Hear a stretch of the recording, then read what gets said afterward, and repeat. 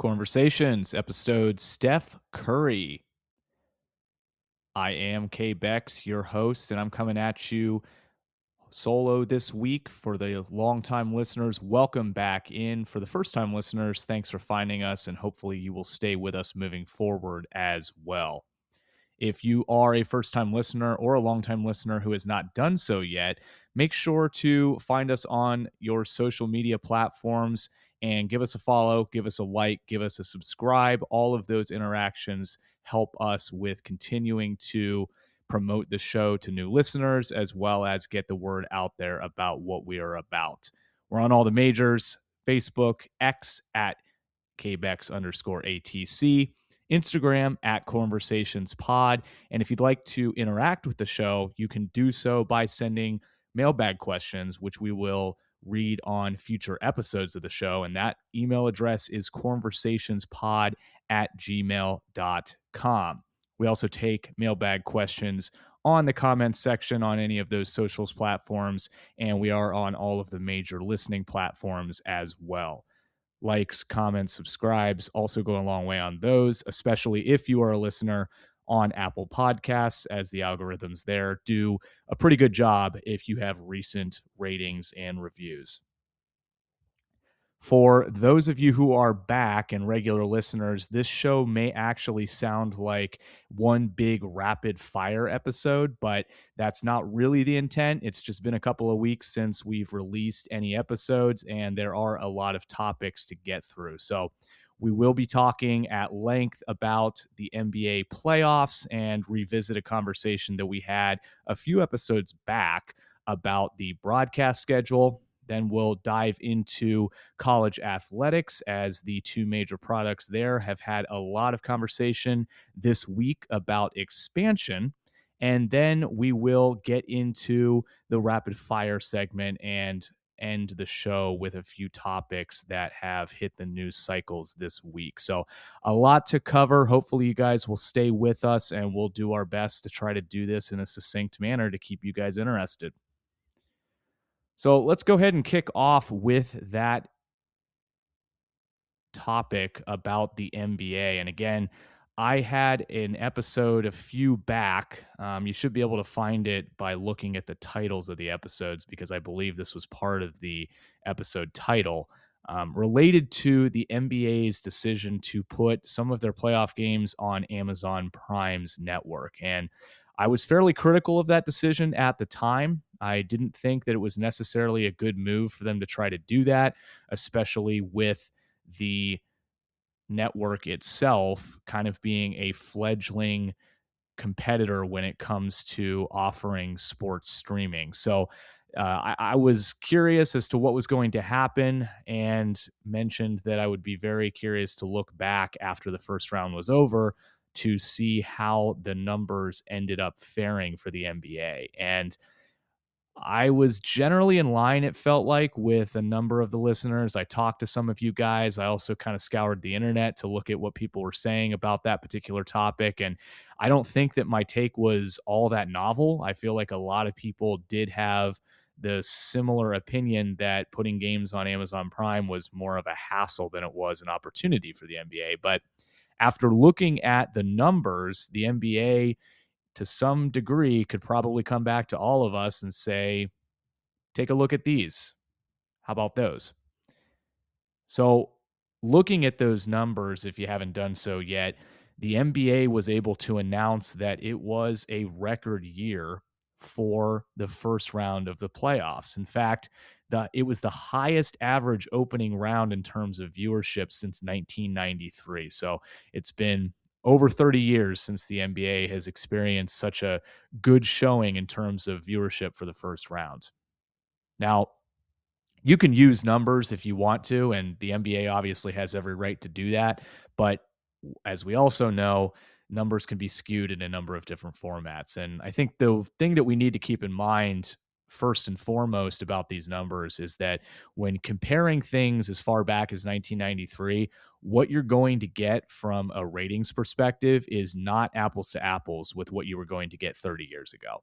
In fact, changes to the Nielsen numbers in 2020 and 2025 in terms of how they're categorized and how they're made up actually make historical comparison quite difficult because they were not using out of household numbers prior to 2020. And then in 2025, additional changes were made, which essentially means that anything in the past year that is setting a record, so to say, kind of has a caveat or an asterisk attached to it. However, things did look pretty good for the NBA overall in the first round. Here are some of the additional numbers. There was an average of 4 million viewers per game, which was up 22% from last year, which is actually a pretty good comparison when you consider that the changes to the Nielsen numbers were made in 2025. Additionally, you had some individual games that experienced some particularly good numbers. One of them in particular was the Celtics Sixers Game 7, which averaged 11 million viewers. Now, this one is interesting because, yes, it was a Game 7, and yes, it was two big market teams in Boston and Philadelphia going up against each other. So those things definitely worked in the favor of the NBA in this particular series. But in addition to that, something that also helped these numbers quite significantly is that the game came right after the airing of the Kentucky Derby, which also set a record this year for being the most watched Kentucky Derby of all time. So the NBA was to a degree benefiting from where they were putting these games, and that does have a significant impact on these numbers. But even more so interesting than the luck factor that the NBA may have gotten from being in the vicinity of some of these other activities that were going on is the decision for the NBA to place a number of these games not on Amazon Prime, as we talked about a few episodes ago, but on over the air broadcasts. 20 games, which was the most ever for the first round, aired on broadcast television. So NBC and ABC, based on how the broadcast deal is set up for the NBA. And I think that this is probably the thing that the NBA can lean on and say, this was the best decision that we made. When you think about it, it's actually not rocket science. We talked today about how the number of streaming options that are available to us has actually become so overwhelming that people that just about a decade ago were very happy to cut the cord and let go of their cable packages that bundled everything together are actually starting to pine for the days when they maybe overpaid for those services. And it's kind of crazy how quickly that 180, or I guess now you could say 360, has occurred, because I do remember the days of being incredibly happy to let go of, for me, it was Time Warner Spectrum Cable, and go to the a la carte options. And sports definitely took note of that. And they also recognized the opportunity to pit all of these different options against each other to try to squeeze every dollar they could out of these networks for the best deal. Now, the NBA has struggled with viewership for some time now, and one of the things they decided to do this season was completely restructure those deals so that now you have a combination of NBC networks, ABC networks, and Amazon Prime during the regular season. But when you consider that people are going to essentially flip around to find something to watch on television, and that more or less defines the casual viewer of any sport, I do think it was a really good decision by the NBA to put the most number of games on the networks that the most number of people have. And consequently, the most number of people are flipping back and forth from. Yes, Prime Video also had 13 games, but those games only averaged 2.58 million viewers as opposed to the 4 million overall that they got for the entire first round. So I think in conclusion on this, you could probably say that both sides can be right. Is it still kind of a gamble that the NBA is putting important games, i.e., playoff games, on a network like Amazon Prime that maybe isn't at its maturity yet in terms of people recognizing it as a sports streaming option? I think the answer is yes. But at the same time, when the NBA is making decisions like putting the number of games that they are on over-the-air networks like NBC and ABC so that everybody can watch them, whether they have a streaming package at all or not, you're starting to come to the conclusion that the NBA might have made a good decision in the long run. But again, we'll have to see how these things play out because right now there's not a lot of data that can be apples to apples compared. And so, whereas we're talking about a relatively good number this year, things can change relatively quickly. I think the next challenge for the NBA that I would look at from a viewership perspective is, are they going to potentially run into David versus Goliath fatigue in these playoffs? And what I mean by that is last year we got a David versus Goliath matchup when a heavily favored OKC team took on a relative underdog in the Indiana Pacers. Now, that series worked out quite well for the NBA because the Pacers gave it everything they had and made it a very good series, even from the casual viewer's perspective. But if that happens again, and there is the potential that that could happen again, because right now, when you look at the Eastern Conference, you've got Philadelphia and New York facing off against each other, and then two teams in Cleveland and Detroit that probably are not going to necessarily carry as far as the casual eyeball is concerned. And they're going to go up against more than likely another heavy favorite on the Western Conference side. And whether or not the casual viewer is going to look at another series where the expectation is that the Western Conference team should more or less take care of the Eastern Conference participant with relative ease remains to be seen. Now, I don't think that the NBA would ever come out and say this, but because of this potential for fatigue to happen, I have to imagine that there are a lot of people inside of the NBA offices who are really hoping that the Knicks can break through. But they've had their troubles over the years, and they've already got some issues that are maybe going to plague them in terms of getting to the finals. So we'll have to see what happens. And I think it's still worth keeping a close eye on how the viewership numbers develop for the NBA throughout these playoffs. Talking about viewership numbers is one thing, but revenue is another thing entirely. And college athletics is certainly no stranger to making decisions that have an impact on the bottom line. I thought I was going to be late to the game talking about this because it first came up as a rumor with some real legs last week. But now, as of today, and I'm filming this on a Thursday evening, the NCAA has officially announced that unanimously there has been a passing to take the next steps to increase the number of teams in both the men's and women's NCAA tournaments from its current 68 team format to a 76 team format. And this is creating a lot of negative backlash amongst fans of the game who think that they are tampering with something that is as close to perfection as you can get in athletics. And to some degree, I can understand the lamenting of the fans on this. But at the same time, I want to try to do my best to put people at ease that honestly, I don't think this is that big of a deal. And I think that over time, we're going to look at this as a blip on the radar. So stay with me for a moment here as I talk about why I think that is. Because again, I can sympathize with people who look at where the tournament was at 68 teams, even maybe where the tournament was at 64 teams, and say there was absolutely no reason to make any changes to this.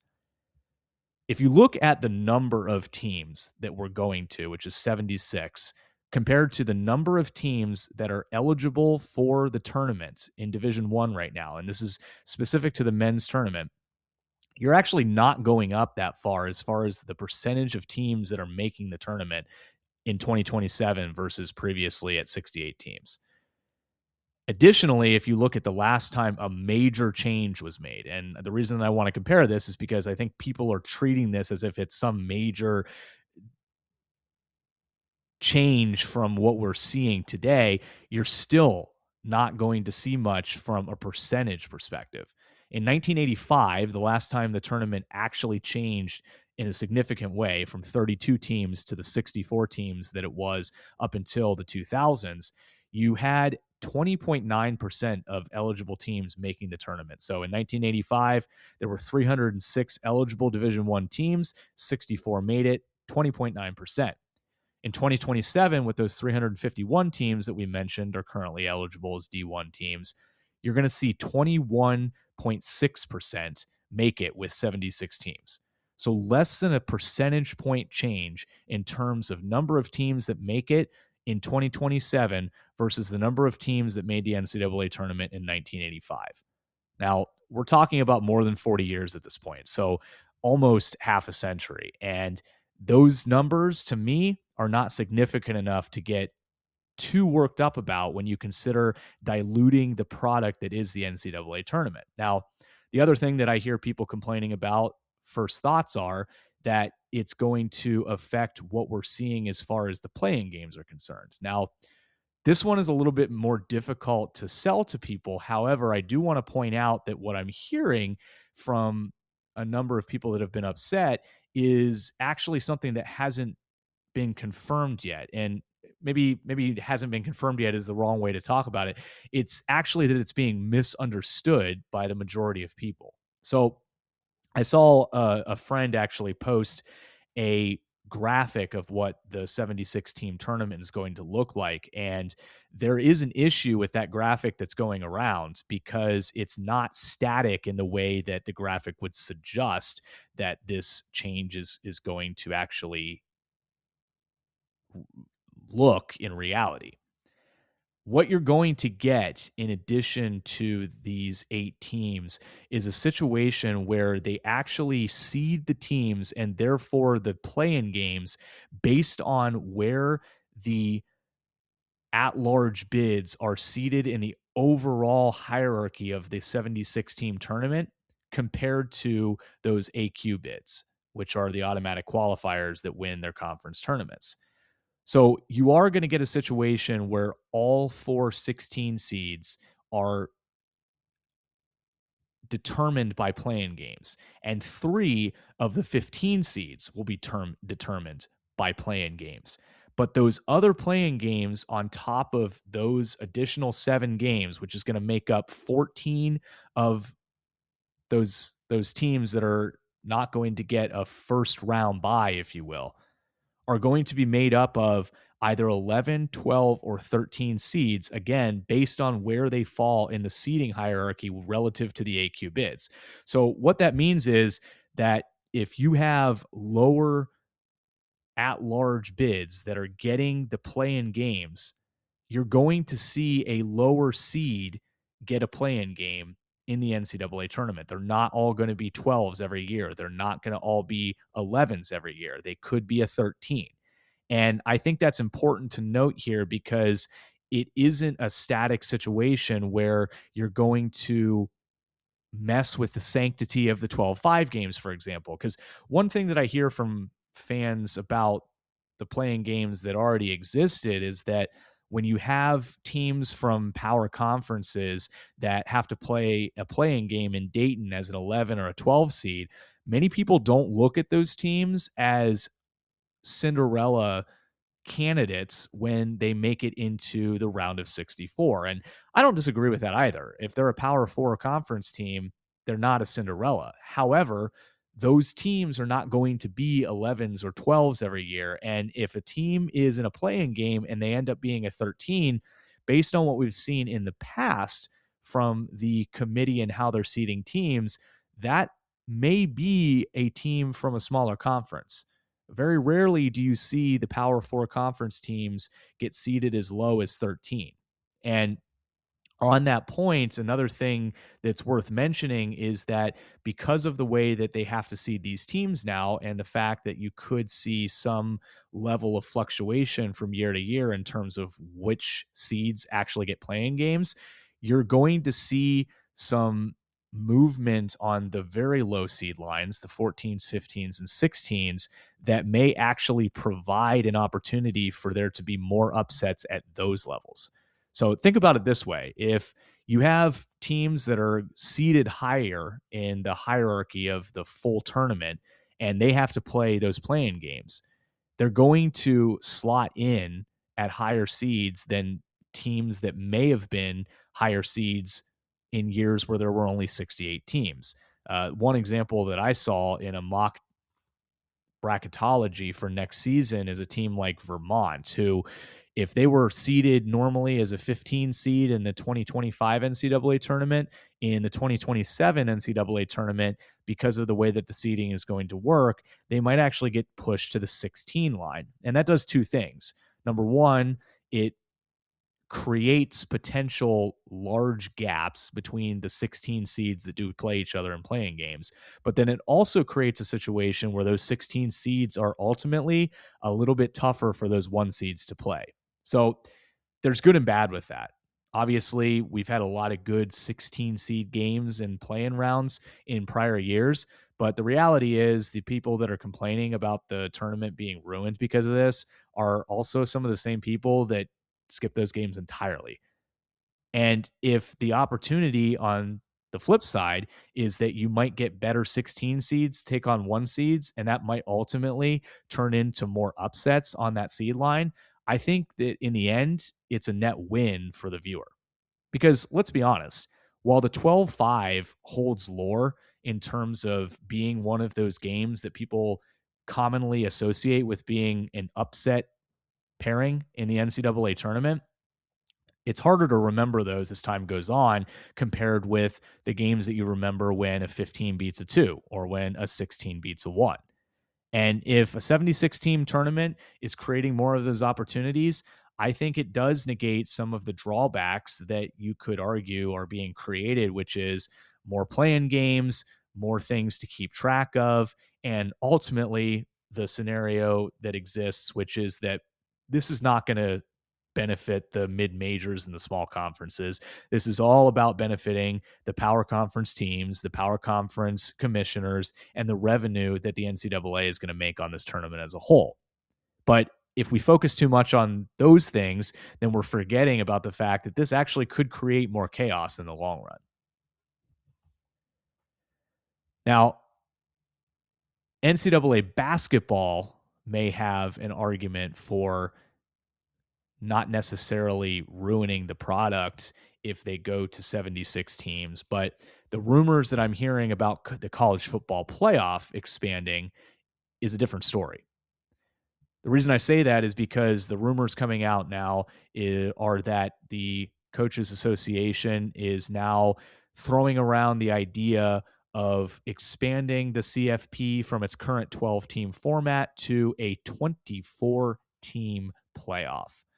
And the infighting, for the most part, that is preventing this from going forward more seriously appears to be the Big Ten and the SEC, and they're infighting over what model would make the most sense. But as far as a 24-team playoff is concerned, I would prefer that the Big Ten and the SEC fight all day long to try to delay that as long as possible, because 24 in football as opposed to 76 in basketball is overdoing it. And that would have a significant negative impact, in my opinion, on the regular season, which has long been one of the drawbacks of the college football playoff as a whole, but has been a difficult thing to argue successfully when you consider that we have improved the game by having the number of teams that we have currently have a shot at a national title versus picking them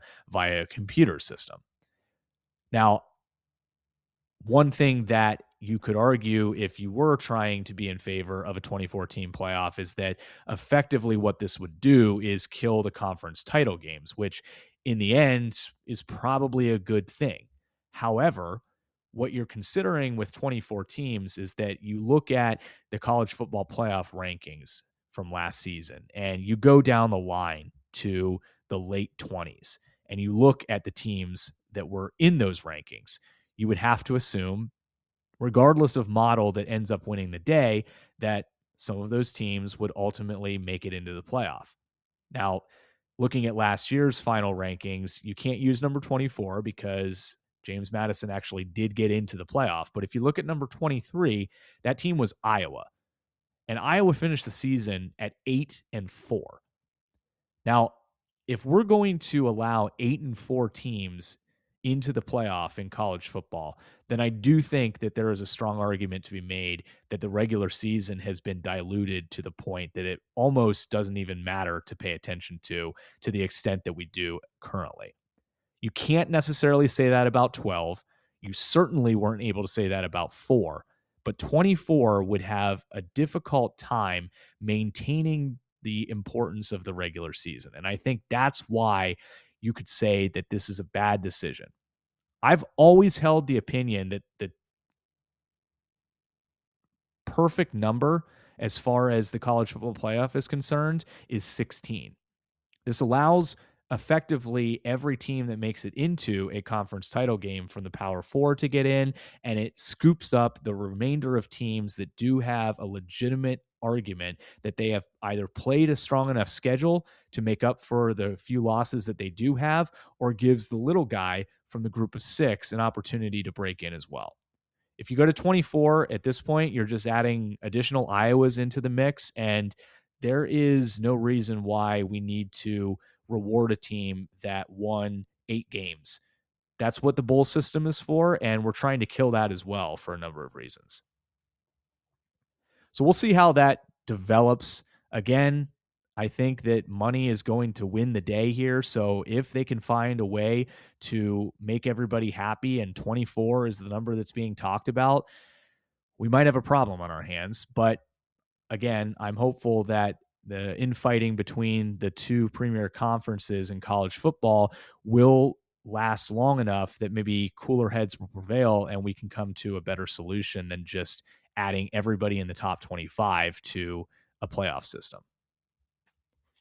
Now, all of this expansion talk and some of the negative drawbacks of those expansions has got me thinking about some of the dumbest decisions that have been made in sports in general. And the reason that I'm bringing this up in this episode is because I did, for the purposes of the list, include one of those 2 expansions on the list of dumbest changes in sports. Now, I did try to make an argument for why it may not be a bad thing. And so I'll have to qualify my number 5, which is the NCAA tournament expansion to 76 teams. But the reason that I'm putting it on the list is not because it's ruining the tournament, but because from a perspective of watchability and excitement and sanctity of the sport, it adds literally nothing on its face. This is unequivocally about the money that can be made from the tournament being expanded and having more tournament games. And for that reason, I think that you could say that it really doesn't benefit the fan at all. So that's why I'm putting this one on the list at number 5. I do think that college football going to 24 teams for the playoff is actually worse off for the sport than college basketball going to 76. But in terms of its value added to the fan, I think that you could say that 76 teams offers close to nothing unless you want to make the subjective argument that there could be some better games at those higher seed levels, like the 14s through 16s, because of the fact that good teams are going to get pushed down lower. At number 4, I've got Pete Rose getting a lifetime ban from the Hall of Fame. Now, this one is tricky because what he did, which was bet on baseball and bet on his team, even though he held for his entire life that he never bet on his team to lose.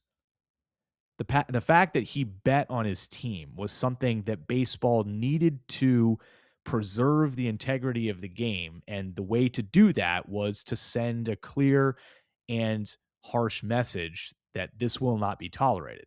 And that I can agree with while he was playing.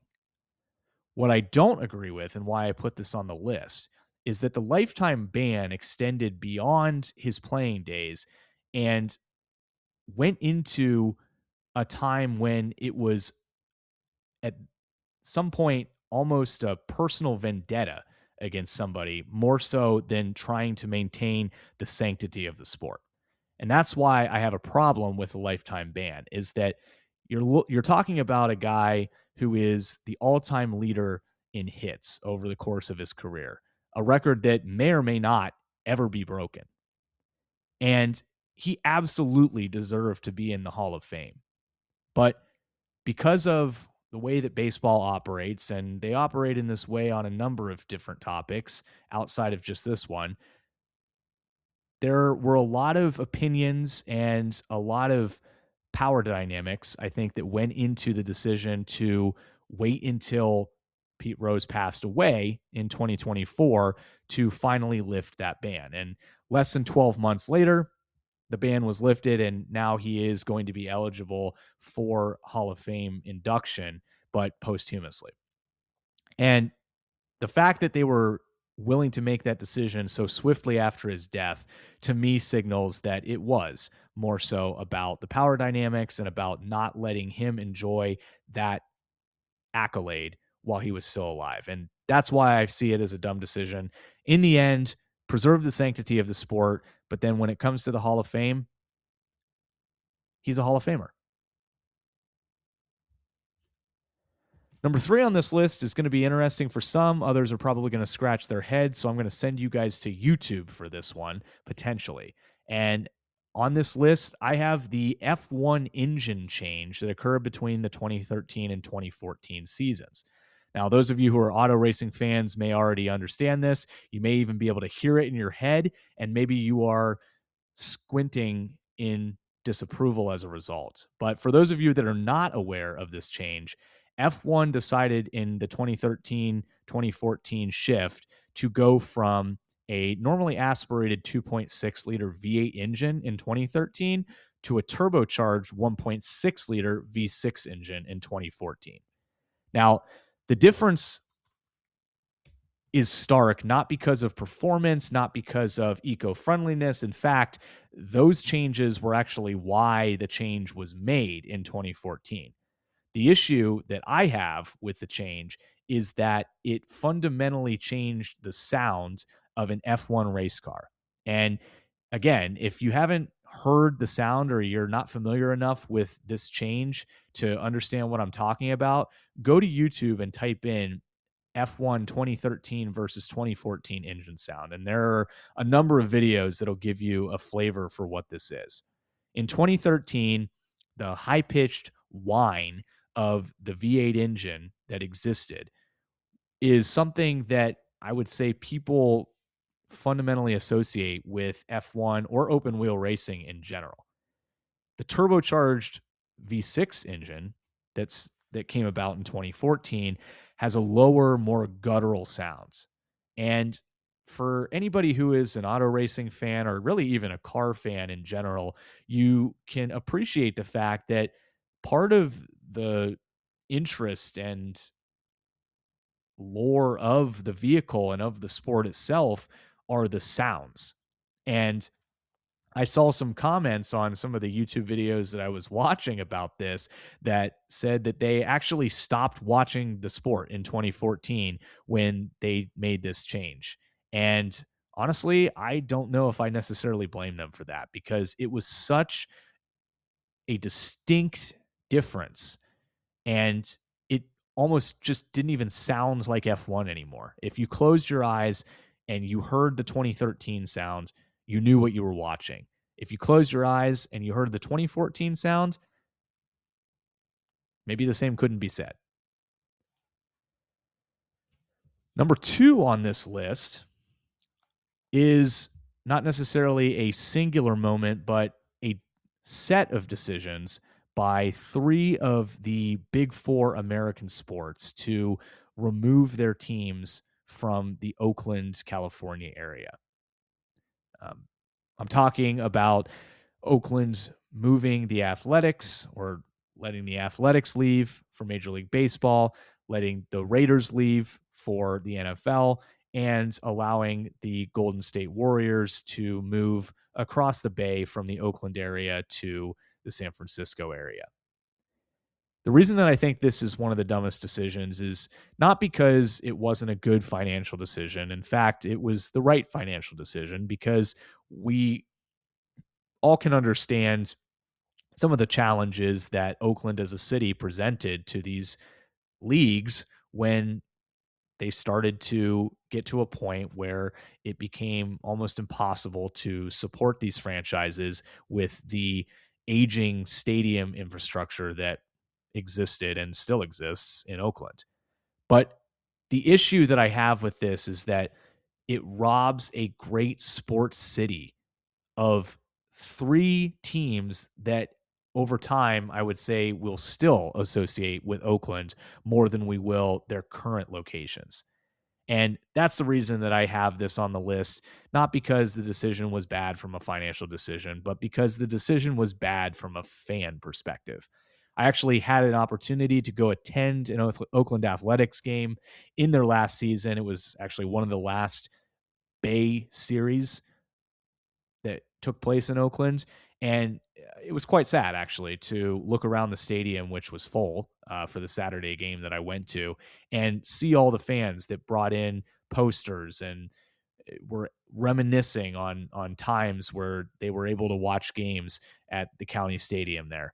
Um, there's something to be said for fans making these games what they are. Players will talk about all that all the time. And when you take away that much from a fan base, and a good one at that, I think that it is bad for fans in general, whether or not you're an Oakland fan or not. And number one on the list of top 5 dumbest changes in sports, I have the NFL's body weight rule that was adjusted in 2018 to essentially give refs no clear indication as to what they were supposed to call.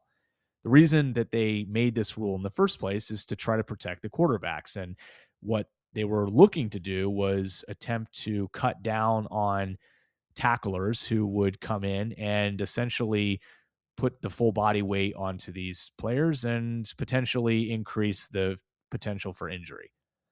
What they ended up with was a very subjective set of rules for what a ref was able to call as far as this was concerned. And ultimately, it ended up with almost unanimously subjective and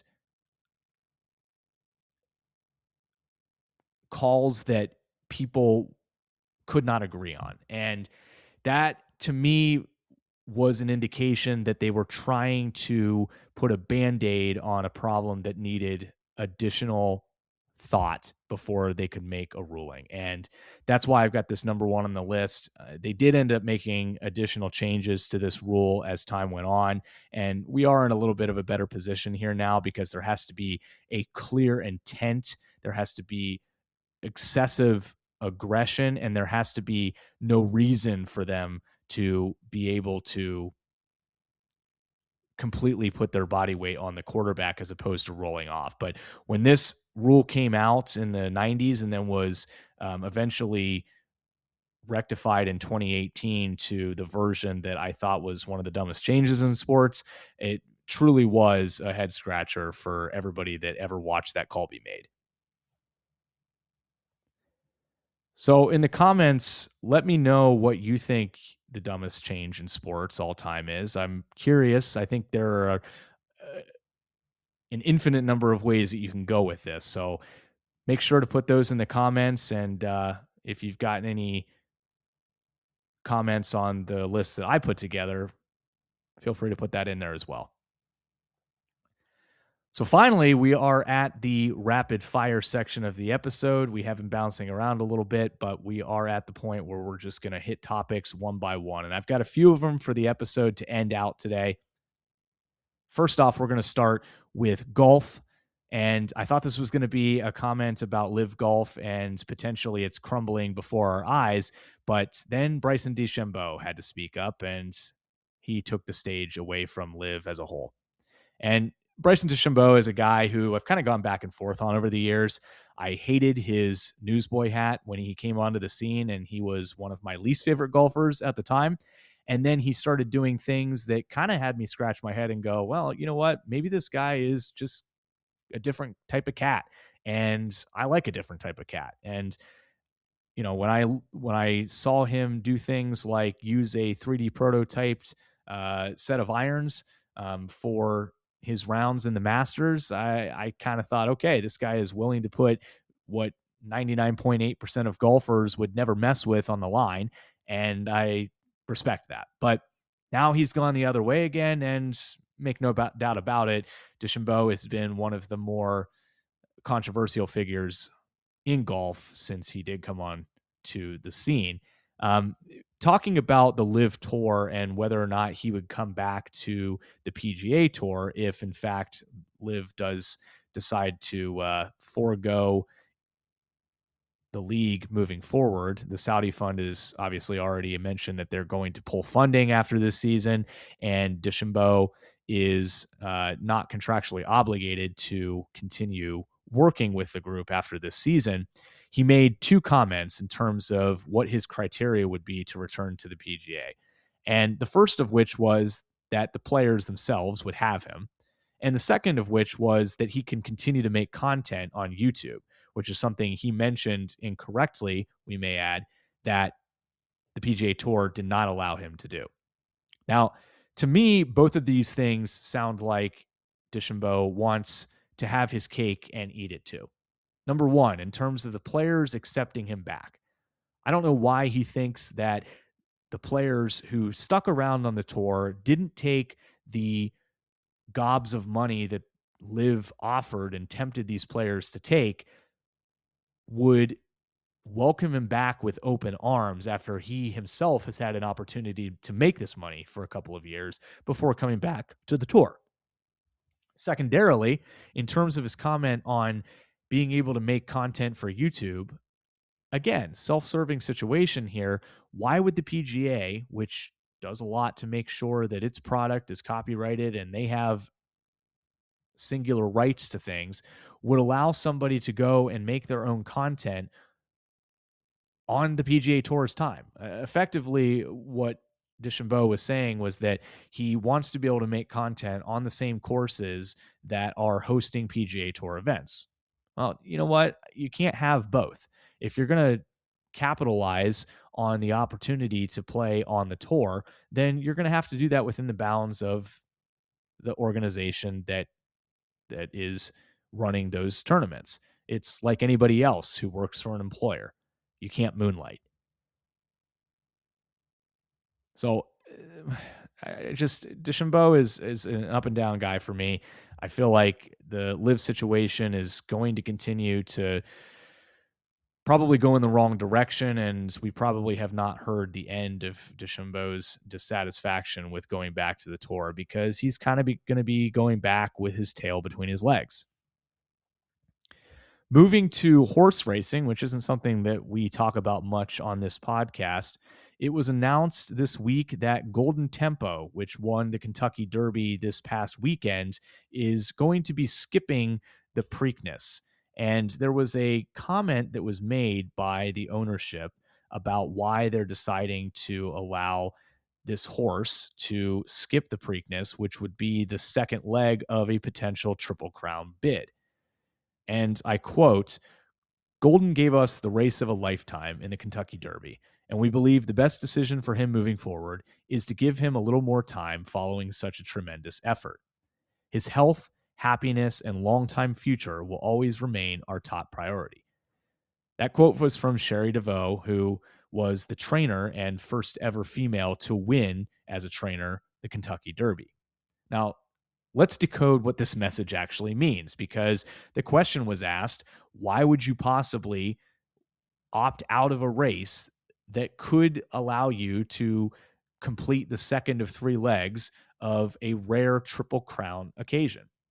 And the answer is that sometimes horses are actually better off from a financial perspective when they have not had an opportunity to show what they really are. And what I mean by this is Golden Tempo was an underdog coming into the Kentucky Derby. I believe the odds were something like 23-1 to actually win that race. And oftentimes, when a horse that is a bit of an underdog wins the Kentucky Derby, you see this decision by the trainer and ownership group. And what this ultimately does is it preserves the value for when they're going to sell this horse and sell this horse's potential offspring. So in the end, it almost to me feels like what used to happen with the NBA draft, where you would see players climb up the lottery that had played fewer games in high level competition because it was as much about the potential of the player as it was about what the player had actually shown at a certain level. And with horse racing, much is true about that sport as well. If you're training a horse that probably was not expected to win the first race and has even less likely possibility of doing something like winning the Triple Crown, then the financial prospects are arguably better to just have this horse not take that chance that it's going to ruin its sterling reputation that it built off of a surprise Kentucky Derby win. Now, that's not good for the spectator aspect of the sport, but horse racing has long ceded way to being one of the top spectator sports in this country, and this is one of the reasons why. Lastly, we'll talk about something that I found quite interesting, and I'm even considering submitting my name into the hat for this role. Fox announced earlier this week that it is going to hire a chief World Cup watcher throughout the upcoming Men's World Cup that is going to be hosted jointly by the US, Mexico, and Canada. And what this role will entail is that you will watch all 104 matches across the 39-day tournament live streamed while watching basically in your own fishbowl in the middle of Times Square. I think this is a tremendous marketing opportunity for Indeed, who Fox has partnered with as far as this is concerned. And the marketing officer who came up with this should get a nice little bonus as a result, because the number of people that are going to sign up for Indeed service as a result of this is going to do everything that they're looking for and more in terms of the numbers of not subscriptions, but the number of profiles that are created during the period of time that they're looking for a candidate here. Some more information about this role. You'll be housed in New York City, so you're going to have to do a little bit of traveling for this, and you're going to have to watch upwards of 10 to 12 hours a day on the busiest days of the tournament, which feature upwards of 5 games on some of the group stage periods. So it's a lot to ask for, but if you're somebody who likes watching sports, not only are you going to get to do this, but you're going to make a cool $50,000 in the process. So just thought it was a nice novel idea to marketing something, and I'm always down for that. I think that this kind of thing is neat, and I again think that it's something that I'll have to consider doing myself. But if I do end up becoming the chief World Cup watcher, that means there's going to be a significant lapse in Conversations episodes as well. So why don't you guys let me know? Would you prefer that I continue having conversations throughout the summer during the summer of soccer, or do you think that I would be better suited to be the chief World Cup watcher in Times Square? Well, that's all I've got for this episode. Hopefully, you guys enjoyed it and were able to keep up. Again, let me know what your thought is on the dumbest change in sports and send those to me in the comments section. And of course, if you have not done so yet, your likes, subscribes, and ratings on the social services as well as your streaming platform of choice helps this show continue to be marketed to additional listeners, and that is what we're all about. Hopefully you guys enjoy all the sports that are coming up. May is a very busy month with the NBA and NHL playoffs in full swing. And until next time, take it easy, Shuckers.